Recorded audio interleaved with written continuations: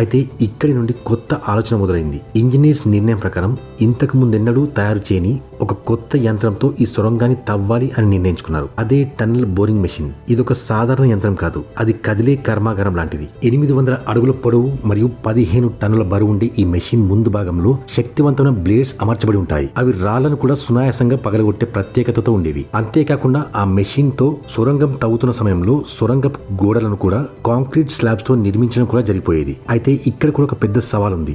England వైపు భూమి కింద ఒక బలమైన పొర ఉండేది. అది నీటిని చాలా వరకు ఆపగలిగే శక్తి ఉండేది.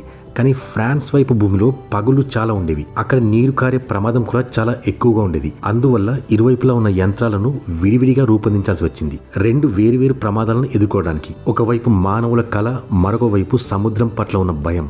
1988వ సంవత్సరంలో ఆఖరికి సొరంగపు తవ్వకాలు ప్రారంభమయ్యాయి. భారీ యంత్రాలు నెమ్మదిగా రాళ్లను పగలగొట్టడం ప్రారంభించాయి. ప్రతిరోజు 100 అడుగుల రాళ్లు పగలగొట్టబడ్డాయి. ప్రతిరోజు 1000 టన్నుల సున్నపరాయిని బయటకు తీసేవారు. అసలైన ఛాలెంజింగ్ పని ఏంటంటే 2 దేశాల నుండి 2 వేర్వేరు దిశల్లో 2 భారీ సొరంగాలు తవ్వే యంత్రాలు సముద్రం కింద పనిని ప్రారంభించాయి. ఆఖరికి ఆ 2 కూడా మధ్యలోకి వచ్చి 2 సొరంగాలను ఒకటి చేయాలి.